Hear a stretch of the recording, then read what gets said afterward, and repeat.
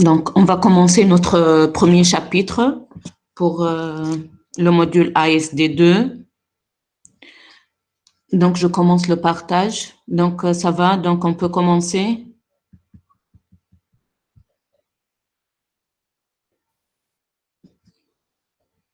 Donc, vous m'entendez? Donc, Oui, oui, donc, c'est bon. D'accord. Donc, on va commencer par le premier chapitre. Donc, notre premier chapitre, c'est la récursivité. Donc, ça va porter sur la récursivité. Donc, on va commencer par une petite définition. Donc, une des caractéristiques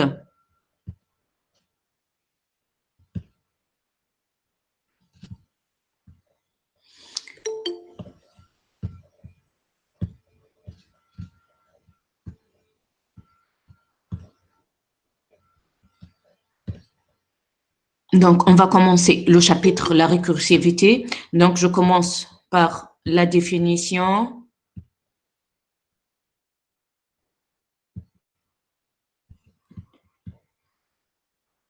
Une des caractéristiques les plus importantes de programmation est la possibilité pour un sous-programme. Lorsque je parle d'un sous-programme, je vous rappelle, on parle d'une procédure ou une fonction, de s'appeler lui-même. Donc, ici, on parle de récursivité. Donc, on parle de récursivité lorsque un sous-programme, il va s'appeler lui-même. Donc, il faut prévoir toujours une condition d'arrêt pour stopper les appels récursifs. Sinon, on obtient un traitement similaire à une boucle infinie. Donc, lorsqu'on parle de récursivité et une procédure ou une fonction qui va s'appeler lui-même, elle-même, donc, il faut penser à mettre une condition d'arrêt. Sinon, les appels récursifs vont être similaires à une boucle infinie et on va pas s'en sortir de ces appels-là. Donc, la récursivité est particulièrement utile pour minimiser la complexité d'un problème informatique. Elle est très économique pour le programmeur. Elle permet de faire les choses correctement en très peu d'instructions. Donc, on va voir maintenant quelques exemples de programmes récursifs. Donc, on va faire des comparaisons entre la version itérative et la version récursive. Donc, on va dire que ça va nous permettre de diminuer ou minimiser la complexité, donc de réduire le nombre d'instructions. Mais dans la partie complexité, donc dans le second volet de ce cours, vous allez étudier la complexité des programmes et vous allez donc revenir sur cette partie pour savoir quelle est la complexité donc de chaque programme et vous allez voir donc que la récursivité elle permet de minimiser réellement la complexité d'un problème informatique. Donc la syntaxe d'une fonction récursive ou d'un sous-programme d'une manière générale récursive. Donc, une fonction récursive, on va mettre fonction comme d'hab. Récursive, ça c'est le nom de la fonction. On va mettre les paramètres entre parenthèses et le type des paramètres et deux points, le type de retour. Donc, c'est la déclaration d'une fonction par défaut. Si on a des variables, on les déclare. Par exemple, ici, j'ai déclaré une variable qui s'appelle résultat, qui va avoir le même type de retour. Donc, je peux ne pas déclarer cette variable et utiliser directement le nom de la fonction. D'accord? Mais ici, donc, j'ai choisi de déclarer une variable résultat. Donc, début, si une condition d'arrêt, alors résultat va avoir une valeur initiale. Sinon, résultat, elle va avoir un appel donc de la fonction elle-même, c'est la fonction récursive, mais l'appel sera fait avec des nouveaux paramètres. Ne sont pas les paramètres donc de départ. D'accord? On va appeler la fonction elle-même donc avec des nouveaux paramètres. Et enfin, on va affecter le résultat à récursive. D'accord? Donc, si jamais j'ai pas déclaré résultat, donc j'aurai début, si conditions d'arrêt, alors récursive aura une valeur initiale. Sinon, récursive, je lui affecte récursive avec des nouveaux paramètres. Donc, j'affecte à récursive un appel d'elle-même. C'est bon? C'est ça la syntaxe. Non, je passe à l'étude d'exemples, de quelques exemples. On va faire 2 exemples. On va commencer par l'exemple numéro 1. Donc, on peut définir le factoriel d'un nombre n non négatif de 2 manières. On peut soit le définir d'une manière non récursive, je parle donc d'une définition itérative, celle qu'on a déjà vue donc dans l'ASD1 et dans plusieurs TD. Donc, n factoriel, c'est n fois n-1 fois n-2 fois 2 fois 1. D'accord? Et la définition récursive, n factoriel, elle est égale à n fois n-1 factoriel. Donc, sachant que 0 factoriel, c'est égal à 1. Donc, 0 factoriel égale à 1, elle va être ma condition d'arrêt. Donc, lorsque j'arrive à 0 factoriel, je dois… Madame, Oui, Madame, فما شكون قاعد يستنى باش تقبل؟ d'accord.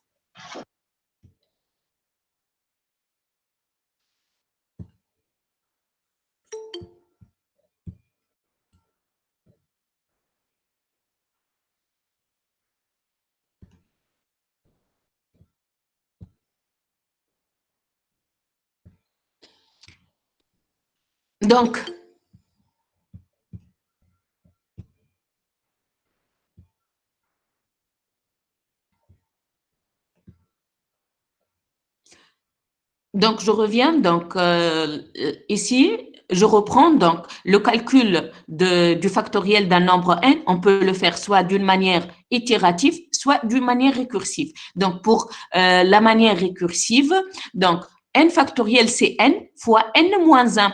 Et 0 factoriel, c'est égal à 1. Donc, ça se voit que 0 factoriel égale à 1, ça sera ma condition d'arrêt. Et n égale à n fois n-1 factoriel.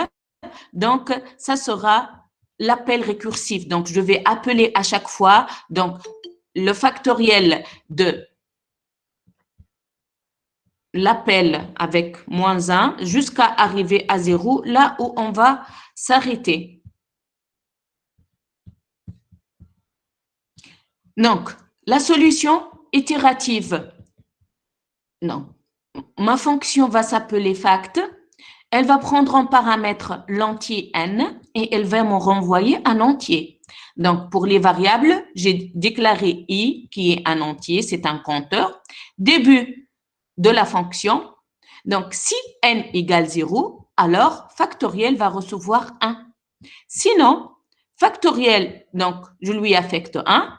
Et pour i de n à 1, avec un pas égal à moins 1, je vais faire fact reçoit fact fois i.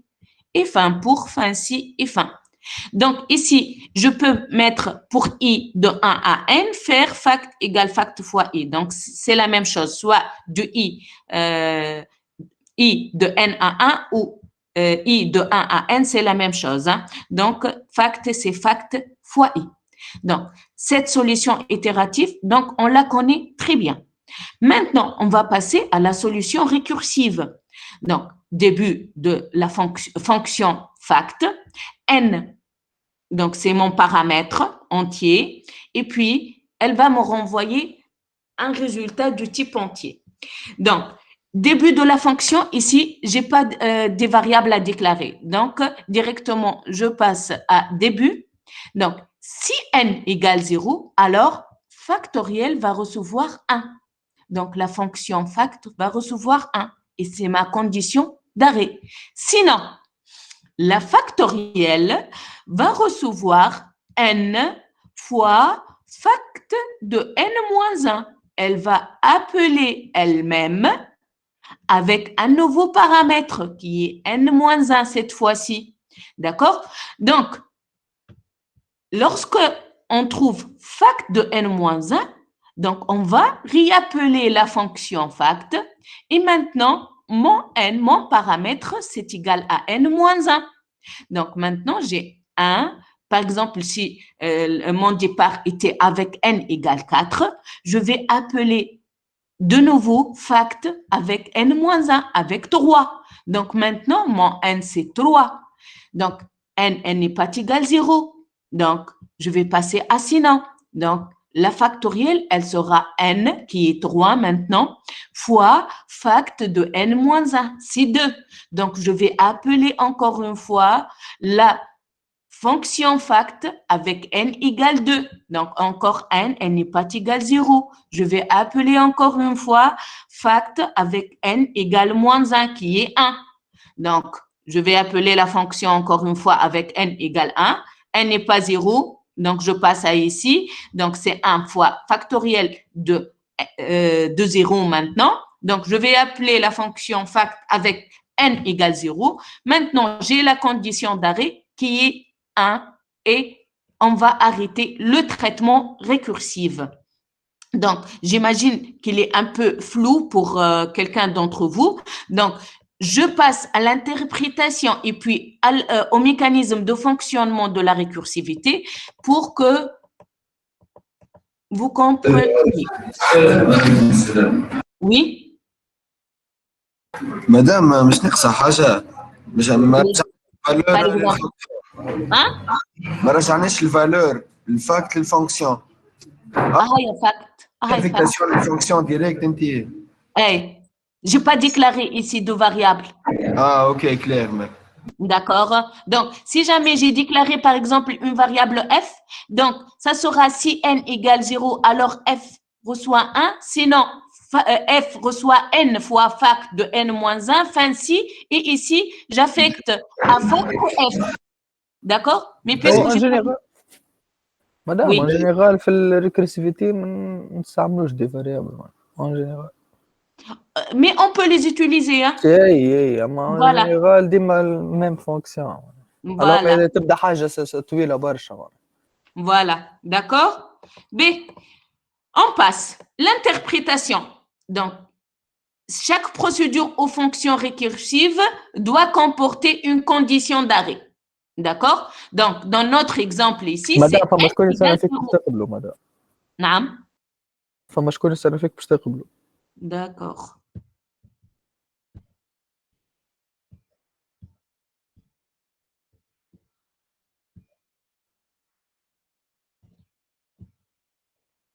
Donc, dans notre cas, la condition d'arrêt, c'est n égale 0. Cette condition, elle va empêcher des appels récursifs sans fin.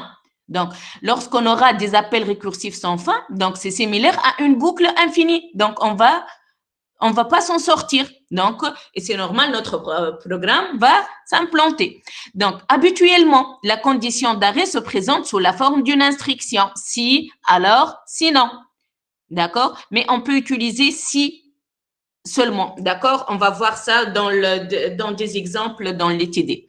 Qui permet de stopper la récurrence si la condition d'arrêt est satisfaite. Par contre, tant que la condition d'arrêt n'est pas remplie, la procédure ou la fonction s'appelle au bon nom de roi. Donc,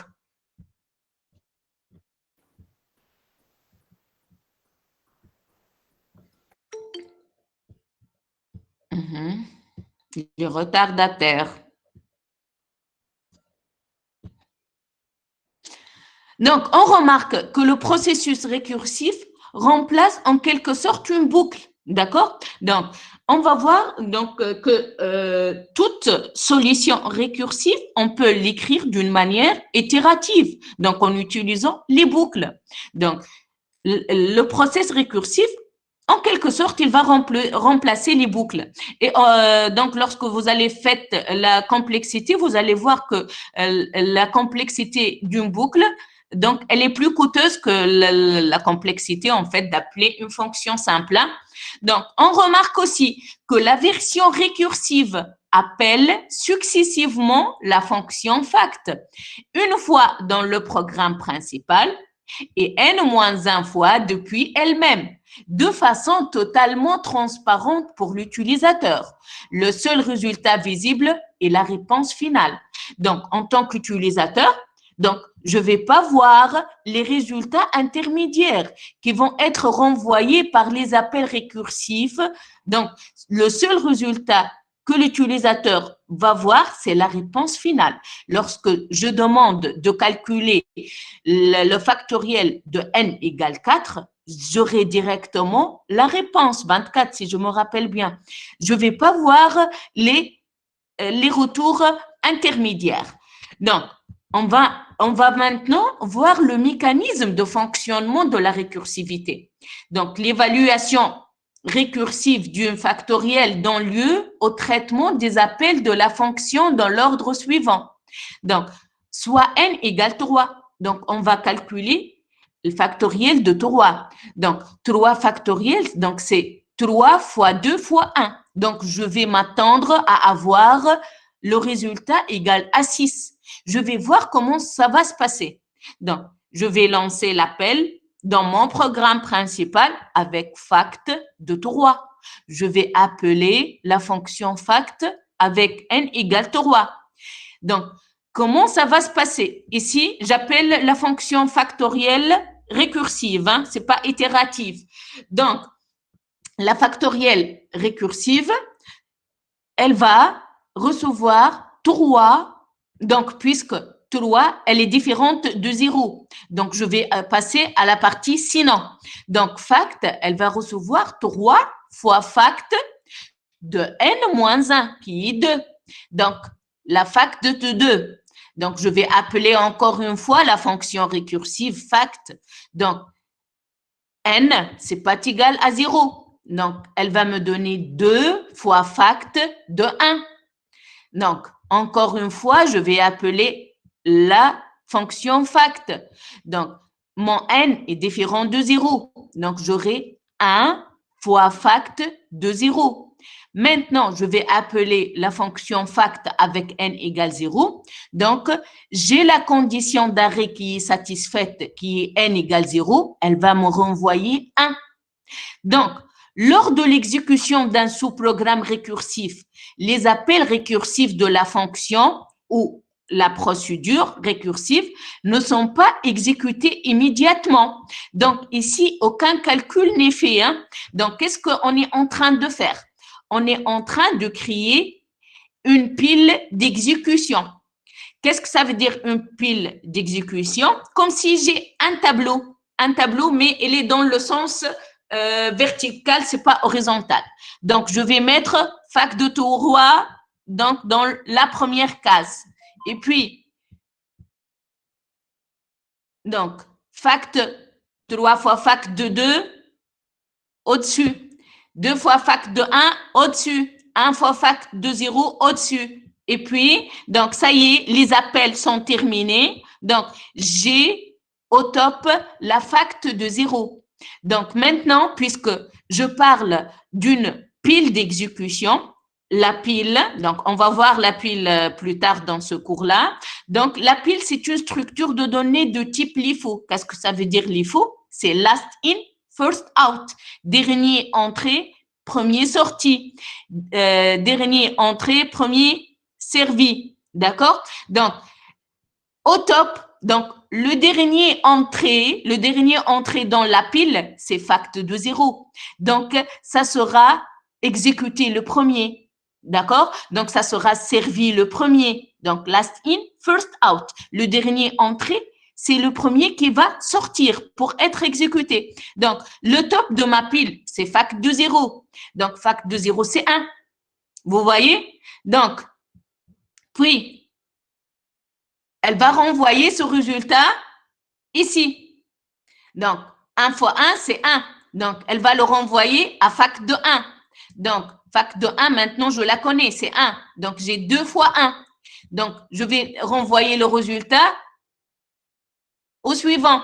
Donc, j'ai 3 fois fac de 2. Fac de 2, je la connais maintenant, qui est 2. J'ai 3 fois 2, c'est 6. Donc, maintenant, fac de 3, elle peut me renvoyer le résultat final. 6. Donc, on va schématiser ça. Donc, on a dit, lors de l'exécution d'un sous-programme récursif, les appels successifs de la fonction aux procédures récursives ne sont pas exécutés immédiatement. Ils sont placés dans une pile jusqu'à ce que la condition d'arrêt du processus récursif soit atteinte. Les appels de fonction sont alors exécutés, c'est-à-dire les résultats sont renvoyés en ordre inverse au fur et à mesure qu'ils sont retirés de la pile. Donc, ici, je prends le même exemple avec la fac de 3. Donc, la fac de 3,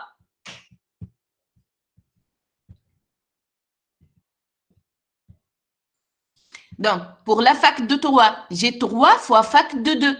Donc, ici, voilà. Donc, dans ma pile d'exécution,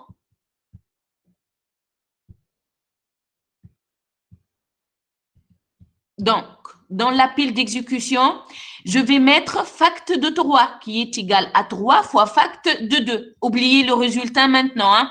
Fact de 3, c'est égal à 3 fois fact de 2.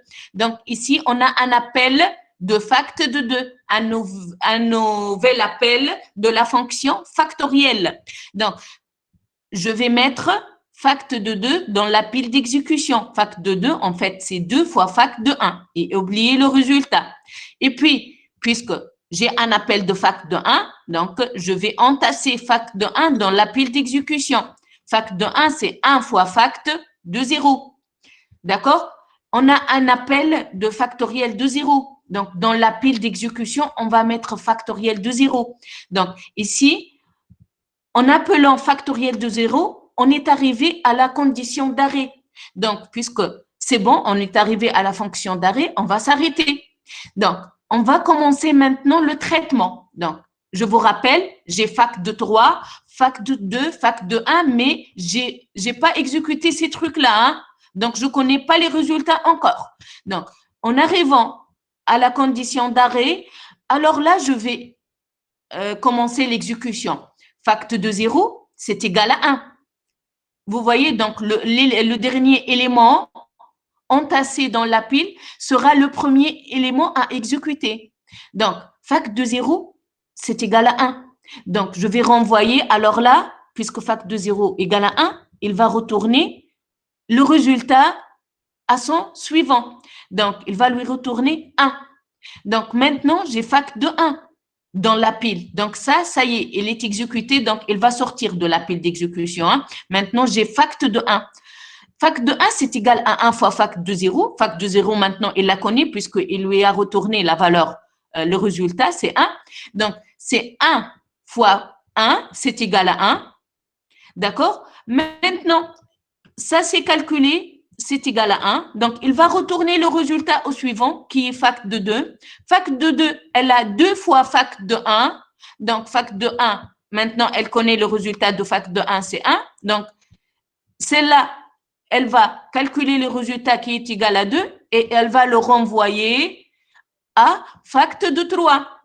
Maintenant, fac de 3, elle va calculer 3 fois fac de 2. Donc, elle connaît fac de 2 qui est égal à 2. Donc, elle va me retourner la valeur finale qui est 6.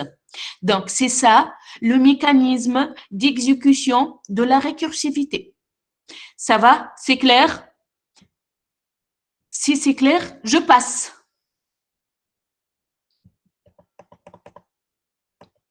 Donc, on va prendre un deuxième exemple. On va calculer la somme des n premiers entiers positifs de deux manières.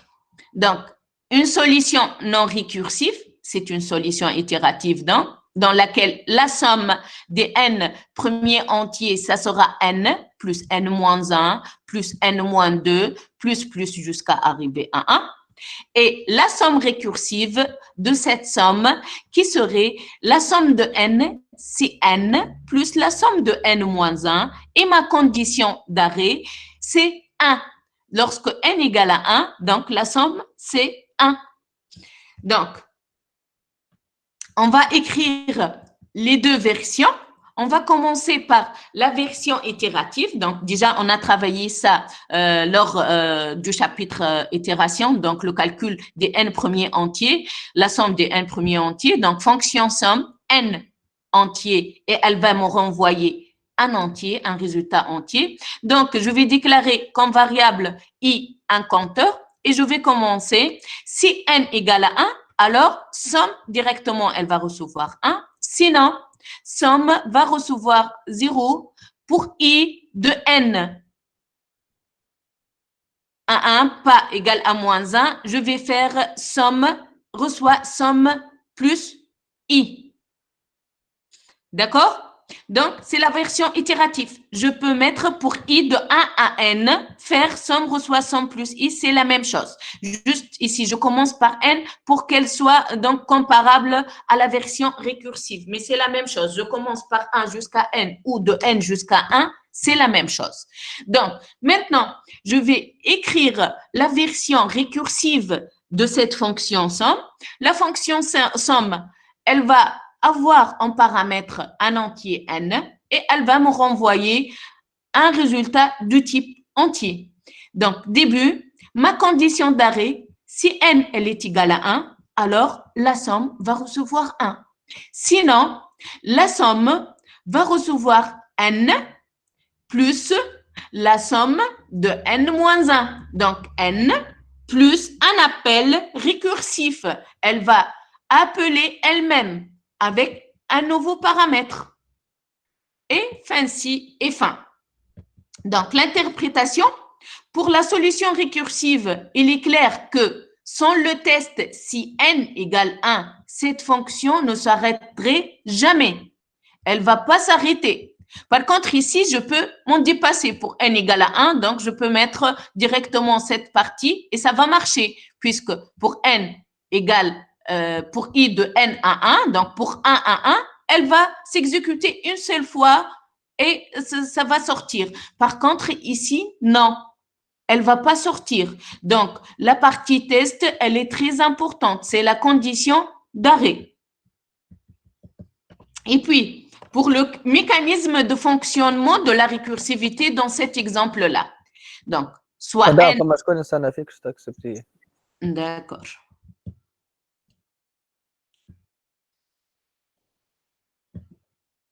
Donc,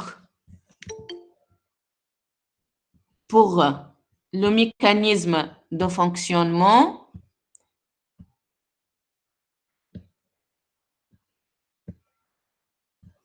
donc soit n égale à 4, supposons qu'on appelle la fonction somme de 4. Donc, on va appeler la fonction somme de 4. Donc, puisque 4, c'est différent de 1, cette fonction va s'appeler elle-même avec la valeur 3. Donc, somme de 4, qu'est-ce qu'elle va me donner? Donc, puisque n, elle est différente de 1, donc, elle va me donner 4 plus somme de 3. D'accord? Donc, il y a un appel de la même fonction avec la valeur 3 maintenant. Ce nouvel appel suivra le même processus. Donc, ce nouvel appel, donc, il va me donner 3 plus somme de 2. Donc, et appellera somme de 2, qui lui-même appellera somme de 1. D'accord? Donc, somme de 2, qu'est-ce qu'elle va donner puisque n n'est pas, elle est différente de 1. Donc, elle va me donner 2 plus somme de 1. D'accord? Somme de 1, donc, c'est la condition d'arrêt. Donc, on va s'arrêter. Donc, dans ma pile d'exécution, j'ai somme de 4, somme de 3, somme de 2 et somme de 1. Ce sont les appels de mes fonctions. D'accord? Oubliez maintenant, oublions les résultats. Hein? Donc, puisqu'on est arrivé à la condition d'arrêt, on va commencer par le top, par le sommet de ma pile d'exécution. Je vais commencer par la première donc fonction. Somme de 1, je connais bien le résultat, c'est égal à 1. Donc, somme de 1, elle va renvoyer le résultat à la suivante. Donc, elle va lui renvoyer 1. Donc, Maintenant, je passe. Donc, ça, c'est à éliminer. Déjà, c'est traité. Hein? Donc, il va faire le départ. Maintenant, mon sommet dans la pile d'exécution, c'est somme de 2. Donc, somme de 2, c'est égal à 2 plus le résultat renvoyé par somme de 1. Donc, 2 plus 1, c'est 3. D'accord? Donc, j'ai maintenant le résultat 3 qui est renvoyé à la suivante. Maintenant, le sommet de ma pile d'exécution, c'est somme de 3. Somme de 3, c'est 3 plus somme de 2. Donc, somme de 2, je connais maintenant le résultat de somme de 2, c'est le résultat renvoyé. Donc, c'est 3 plus 3, c'est 6. Et puis, donc, cet appel va renvoyer le résultat intermédiaire 6. Donc, et maintenant, j'ai somme de 4 uniquement. Donc, somme de 4, c'est 4 plus somme de 3. Donc, maintenant, je connais le résultat de somme de 3 renvoyé par somme de 3, c'est 6. Donc, 4 plus 6, elle va me renvoyer le résultat final qui est 10. Ça va? Vous y êtes? Donc, c'est clair comment ça se passe, le mécanisme de fonctionnement de la récursivité? Donc, on a des appels récursifs et on s'arrête que lorsqu'on aura la condition d'arrêt satisfaite. Donc, lorsqu'on a la condition d'arrêt, on va s'arrêter. Lorsqu'on s'arrête, donc, on va commencer l'exécution de ma pile d'exécution.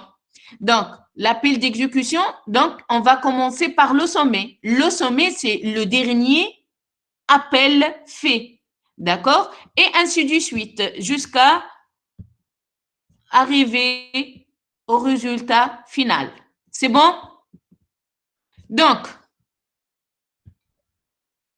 c'est ça la récursivité. Donc, elle est facile, elle est simple, elle n'est pas très compliquée.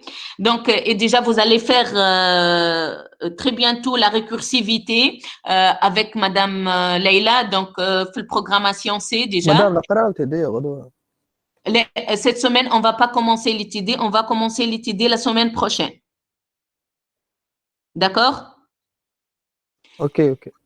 D'accord. Donc, vous allez commencer la récursivité avec Madame Leïla en C et j'espère qu'on arrive en programmation Python, donc au chapitre récursivité pour voir la récursivité en Python. D'accord? Mais c'est en fait le principe c'est le même, hein, juste donc c'est ça, on a SD, donc on va faire la traduction, vous allez faire la traduction en langage C et puis on va faire la traduction ensemble en langage Python et ainsi de suite. Mais le principe, c'est le même. Donc, c'est un sous-programme qui s'appelle lui-même. Donc, tout problème formulé d'une façon récursive peut également être formulé en façon itérative. Donc, soyez sûr que tout problème écrit d'une manière récursive, on peut le traiter d'une manière itérative. Donc, l'avantage de la récursivité, c'est d'être moins complexe. Donc, on va passer à quelques applications. Donc, ici, la première application. Oui. يا اخي تي دي كل ما نقروش ولا كان لا اس دي مدام؟ Je ne sais pas. Donc, selon les cours, hein, mais généralement, peut-être vous commencez la semaine prochaine l'étude. Il faut avancer un peu en cours pour qu'on puisse commencer l'étude. B. Donc, on va écrire une fonction permettant la recherche dichotomique. Vous vous rappelez de l'algorithme ou de la fonction de la recherche dichotomique, hein? Donc, on a traité la recherche dichotomique d'une manière itérative. Donc, on va maintenant la traiter d'une manière récursive. Donc, ici, il me demande d'écrire une fonction permettant la recherche dichotomique d'une manière récursive d'un élément X dans un tableau triété de dimension N. Si X est trouvé, son indice sera retourné, -1, sinon. D'accord? Donc, ici, avant d'écrire la version récursive, j'ai déjà mis la version itérative pour se rappeler donc de la fonction de la recherche dichotomique. Donc, fonction recherche dicho. Donc, elle prend en paramètre un tableau T de type tab, sa dimension n et l'élément à chercher x qui sont de type entier. Et elle va me renvoyer un entier, donc soit l'indice ou la position de mon x dans le tableau, de la première occurrence de x dans le tableau, soit elle va me renvoyer -1 pour dire que x n'existe pas.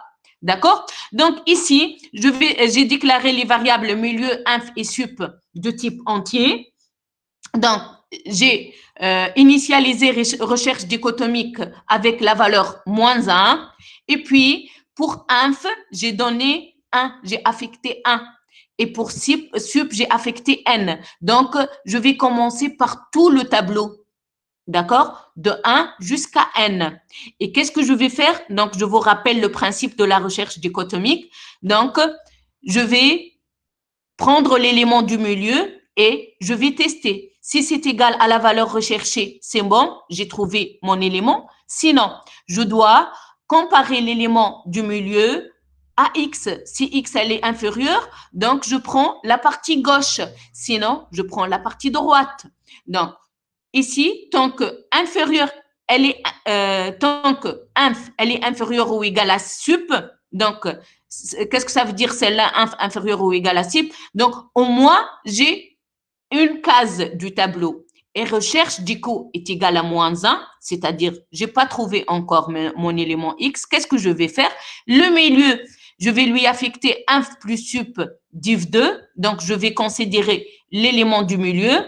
Si t de milieu égale x, alors la recherche dichotomique, elle aura milieu, je lui affecte le milieu, donc c'est l'indice de l'élément x. Sinon, si x il est inférieur à t de milieu, alors supérieur va recevoir milieu -1.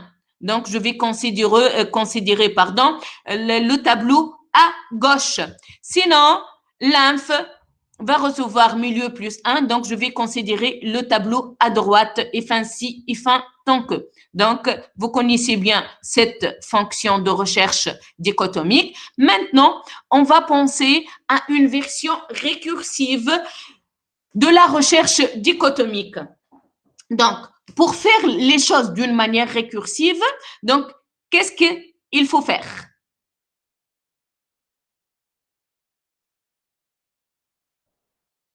Donc, il faut déjà passer, donc le tableau, certainement, je dois passer x, d'accord, c'est l'élément à rechercher, et contrairement à cette version, là où je dois donner n, donc la dimension du tableau, ici, je dois mentionner la borne inférieure et la borne supérieure. Donc, certainement pour un premier appel, donc lors de mon programme principal, lorsque je vais appeler cette fonction recherche dichotomique récursive, je dois passer inf égale à 1 et sup égale à n pour appliquer sur tout mon tableau, d'accord? Mais je dois mettre 1 ici et n ici. Et vous allez voir que lors des appels récursifs de cette fonction, donc c'est inf et sup qui auront des nouveaux paramètres. D'accord? Donc, ici, mes variables, c'est milieu. Je n'ai pas normalement de i. Hein. Ici, i, c'est donc extra. Donc, z. Milieu, j'ai une variable milieu de type entier. Début. Donc, ma condition d'arrêt sera inf supérieur à sup. Donc, lorsque inf, il devient supérieur à sup, donc je dois m'arrêter. La recherche dichotomique va recevoir -1. Donc, j'ai pas trouvé x. Qu'est-ce que ça veut dire? Inf, elle devient supérieure à sup. Donc, ça y est, j'ai aucune case. Donc, lorsque j'ai inf égale à sup, j'ai une seule cellule à tester. Mais lorsque inf devient supérieur à sup, c'est que ça y est, j'ai terminé la recherche dans tous les tableaux et j'ai pas trouvé x. Donc, c'est ma condition d'arrêt. Si inf, elle devient supérieure à sup, alors la recherche dichotomique va recevoir -1. Sinon, maintenant, tant que la dimension de mon tableau, elle est valide, tant que j'ai au moins une cellule ou une case dans mon tableau, qu'est-ce que je vais faire? milieu va recevoir inf plus sup div 2. Donc, je vais calculer le milieu de mon tableau. Si t de milieu égale à x, alors la recherche dichotomique va recevoir milieu. Et lorsqu'elle va recevoir milieu, certainement, elle va s'arrêter puisqu'elle a eu une valeur. Donc, elle s'arrête dans deux cas. Soit la dimension du tableau, elle n'est plus valide, donc elle va renvoyer moins 1, soit l'élément, il est trouvé et la recherche dichotomique, elle va me renvoyer l'indice de x qui est milieu. Sinon, si x, elle est strictement inférieure à t de milieu, alors, qu'est-ce que je vais faire? Je vais réappeler la recherche dichotomique, donc je vais faire un appel récursif, recherche dicho, elle va recevoir recherche dicho avec le tableau T, X, l'élément à chercher, inf et milieu moins 1. Donc, je vais considérer le tableau à gauche. Donc, inf, elle reste inchangée, mais maintenant, ma borne sup, c'est milieu moins 1. Sinon, qu'est-ce que ça veut dire sinon? C'est-à-dire si x, elle est strictement supérieure à t de milieu. Donc, dans ce cas, je vais lancer un appel récursif, recherche dichotomique, elle va recevoir recherche dichotomique de tx milieu plus 1, qui est maintenant ma nouvelle borne inférieure, et virgule sup, c'est la borne supérieure qui reste inchangée. Et de cette façon, fin ci et fin. Donc, normalement, ici, fin ci, Barca, une seule fin ci. Hein. Donc, je vais corriger ça. Donc, une seule fin ci et fin de mon algorithme. D'accord? Fin de ma fonction. Donc, c'est la version récursive de la recherche dichotomique. ما فما زوز سي مدام هذاك علاش Amazoz. اي ما فما كالولانية بالكل تاع Oui, c'est bon. D'accord. C'est correct. Donc, juste, je dois modifier, je dois enlever ce i. On n'a pas utilisé le i. Hein. D'accord. C'est bon? C'est clair? La version récursive de la recherche dichotomique? مدام Oui. تو معناها كيفاش تعرف معناها البروغرام اللي معناها كي تاخذ منظم معناها تقف غادي معناها احنا في العاده في الطونكور يخرج وحده كي الكونديسيون تولي غالطه اما لنا معناها مش حاطين حتى حاجه باش يخرج معناها البروغرام. Ben, supposons, je vais prendre le cas où x n'existe pas. D'accord? D'accord. Donc, quand est-ce que je vais savoir que x n'existe pas? C'est que certainement, on a des appels récursifs jusqu'à les appels récursifs, inf, elle est devenue supérieure à sup. D'accord? Donc, qu'est-ce qu'il va faire? Lors de ce dernier appel, qui va être l'appel donc avec condition d'arrêt, donc le dernier appel, donc, je vais appeler la recherche dichotomique avec T, tableau, X et inf et sup. Et j'ai dit, donc, mon inf, il est devenu supérieur à sup. Donc, je serai dans cette condition-là. Si inf, elle est supérieure à sup, alors, recherche du coup, elle va recevoir moins 1. Elle va recevoir, donc, moins 1 et elle va sortir. Donc, elle ne va pas entrer dans la partie sinon. Tu vois? Donc, ça, c'est une condition d'arrêt. Une autre condition, donc je suppose que c'est bon, j'ai mon tableau T qui se compose donc de 8 éléments et par hasard ou par X se trouve dans l'élément T de 4. Donc, qu'est-ce que je vais faire? Je vais appeler recherche dichotomique. Donc, directement, qu'est-ce que je vais faire? Donc, est-ce que inf, elle est supérieure à sup? Non, parce que c'est inf, c'est 1 et sup, c'est 8. J'ai dit mon tableau, il a 8 cases. D'accord? 1 et 8, donc je ne suis pas dans cette condition. Je suis dans le cas de sinon. Donc, milieu va recevoir 1 plus sup div 2, donc c'est 4.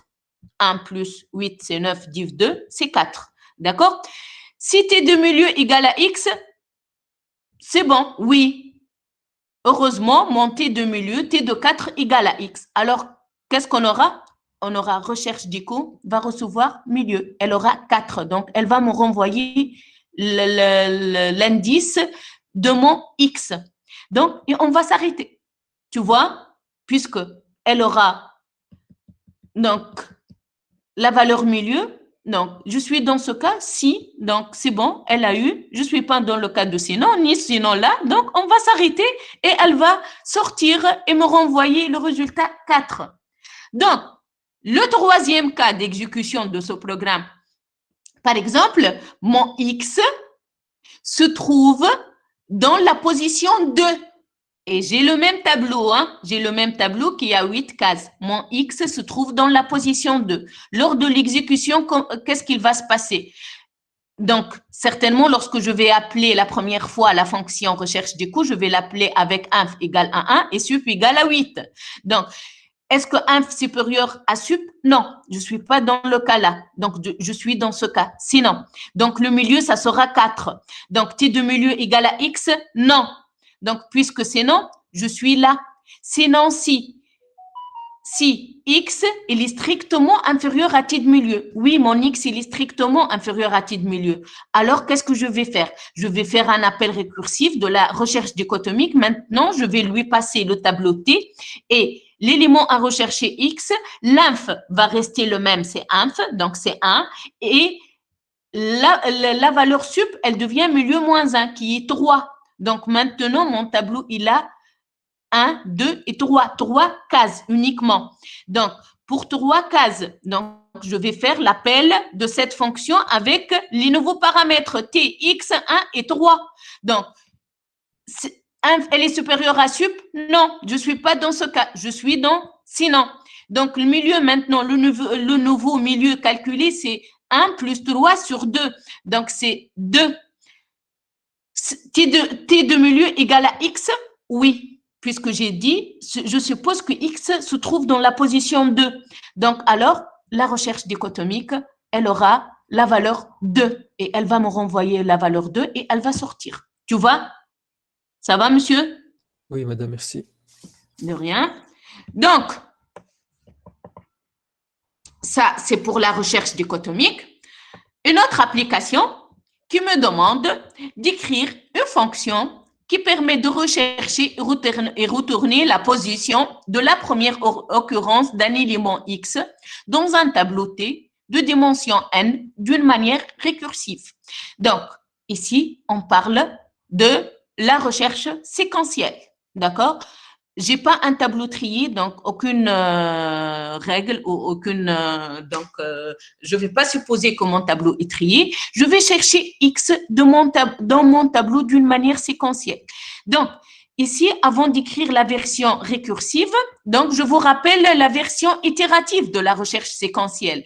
Donc, ma fonction recherche séquentielle, elle prend en paramètre un tableau T, un X, c'est la valeur à rechercher. N, c'est la dimension du tableau. Et elle va me renvoyer le résultat sous forme d'un entier. Elle va me renvoyer moins 1 si elle ne trouve pas le X. Et elle va me renvoyer la position du X.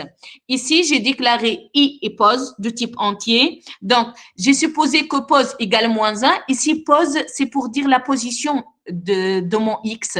Je peux ne pas déclarer la variable pose et utiliser recherche séquentielle. D'accord? Le nom directement, je peux utiliser le nom de la fonction. Recherche séquentielle reçoit moins 1. Donc, pourquoi j'initialise pose à moins 1 ou recherche séquentielle à moins 1? C'est pour dire, je suppose que X n'existe pas. Et je vais initialiser mon I à 1 et je vais entrer dans une boucle tant que I, il est inférieur ou égal à N, donc tant que je suis dans le tableau, j'ai pas dépassé la dimension du tableau et la position, elle est égale à moins 1, donc, et tant que mon X n'est pas trouvé, qu'est-ce que je vais faire? Je vais tester. Si T de I égale à X, alors la position va recevoir I. Donc, la position sera I, l'indice I. Sinon, I reçoit I plus 1, donc pour parcourir mon tableau. Et ici, je vais s'arrêter soit le X, il est trouvé, donc pause, elle aura I, donc elle sera différente à -1, soit j'ai entamé la fin de mon tableau. Donc, c'est la version itérative de la recherche séquentielle. Donc, à partir de cette version, donc, je vais essayer d'écrire une version récursive, fonction recherche séquentielle récursive. Donc, T, c'est un tableau, X, N, et vous allez voir ici que je vais ajouter un nouveau paramètre D de type entier et elle va me renvoyer un résultat entier, donc soit -1, soit la position de mon X. Donc, ça, D, c'est le même principe que dans la recherche dichotomique. Donc, je dois donner le début. Donc, je vais commencer par quel élément? Donc, puisque je vais penser d'une manière récursive, je vais tester donc le premier élément et puis si c'est bien lui l'élément X, je vais renvoyer donc l'indice. Sinon, donc je vais appeler récursivement cette fonction avec la case suivante, donc avec D plus 1, d'accord? À condition que je ne dois pas dépasser donc le N. Donc, début de la fonction recherche séquentielle récursive. Donc, ma condition d'arrêt, si D, elle est strictement supérieure à N, donc qu'est-ce que ça veut dire si D, elle est strictement supérieure à N? Maintenant, j'ai dépassé la dimension de mon tableau. Alors, recherche séquentielle récursive va recevoir la valeur -1. Donc, mon X ne se trouve pas. Maintenant, sinon, si T de I égale à X, alors recherche séquentielle récursive va recevoir D. Donc, j'ai trouvé mon X. D'accord? Si j'ai trouvé mon X, je dois renvoyer sa position D. Donc, sinon, si je n'ai pas trouvé mon X, je dois appeler récursivement. Oui. Madame سامحني غادي في sinon si T2I I نحن ما نديكلارينيهاش normalement. T2D. Ok, donc attendez, je dois la corriger tout de suite, sinon je vais oublier. Hein. T2D.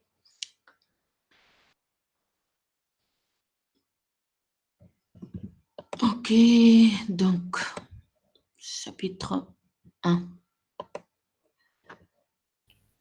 مدام Oui. يا اخي تو في ريكرسيفيتي يا اخي الريسيرش مدام البيل تقبلها يا اخي مدام ولا يا اخي هي خاطر نومبر كبير ياسر باش يتعاود الريشيرش اي في وسط البيل كل ما تقبلهاش تعطي ايرور هيك on va pas considérer le cas تاع انه كي يبدا مثلا نمبر كبير برشا لو فيت لو طون اللي باش توصل للبيل ديكزيكسيون تتعبى ويتبلانت داكور on va supposer que معناتها عندنا حاجات considérable معناتها un certain nombre عادي داكوردو معناتها هوني si on lance le tableau avec 100 éléments donc 100 éléments ما هيش حاجه كبيره داكور اي 100 إليمون ما كي يبدا فما إليمون تولي حاجه كبيره مدام علاش هما سما قال اسميه الريسيرش ما يعملوش فيه ريكريسيفيتي مدام حاجه نعم.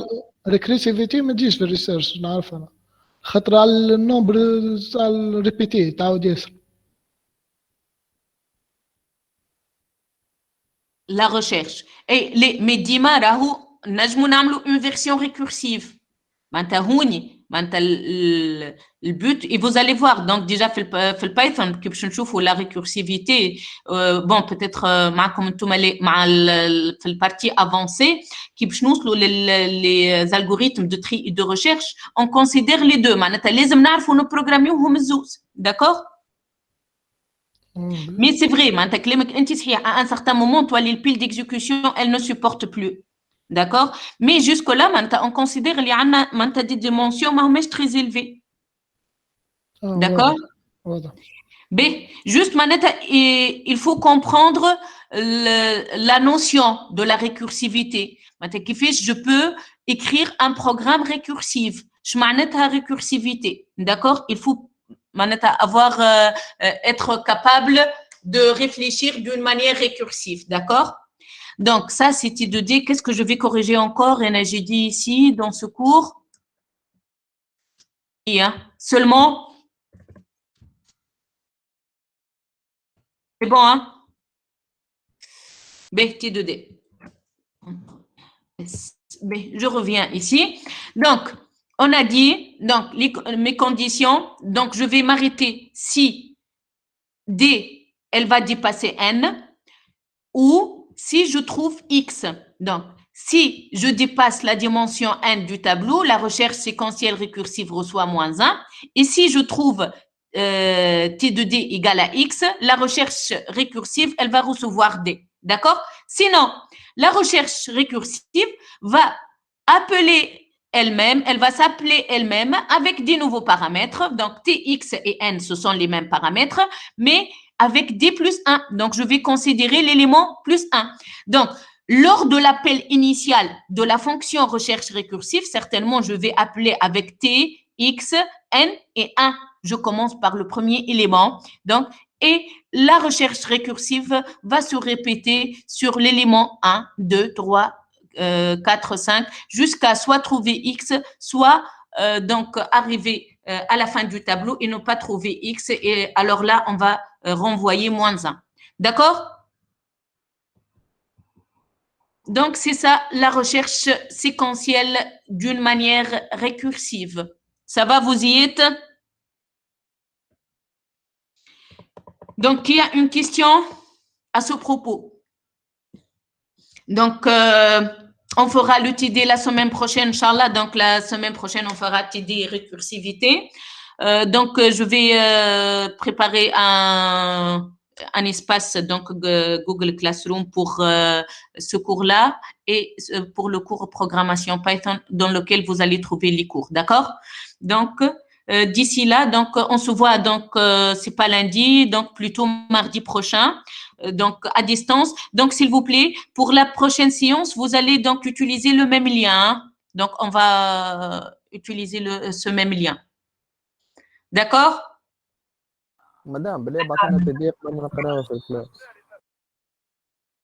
D'accord, je vais essayer donc de le préparer. D'accord? Ça va, vous y êtes? Madame Fama, Madame TP Python, Madame. Naam? Madame Fama TP Python, قلت لك. Et vous avez un typé Python. الجمعة هذه معناها مدام. Allez, je pense pas. Je sais pas, hein, même pas, j'ai pas le contact de l'enseignante du TP, donc comme vous êtes mardi touche, mais ما نتصورش كان تبدا معاكم cette semaine, hein, peut-être la semaine prochaine, elle va commencer. Déjà, le TP, c'est chaque semaine, ou le cours, une semaine sur deux. Donc, c'est normal, le TP, donc ça va aller plus vite que le cours, tu vois. Donc, elle va commencer certainement la semaine prochaine. D'accord, Madame. Donc, est-ce que انتم عندكم contact بها يظهر لي مدام سناء وحاجة هكية ولا ما قريتوش عندها؟ ما عنديش فكرة مدام. Donc, ok, d'accord, merci. D'accord, donc, merci. Donc, à mardi prochain, Inch'Allah. Bye bye. Bye bye. سلامة. Slema. Au revoir.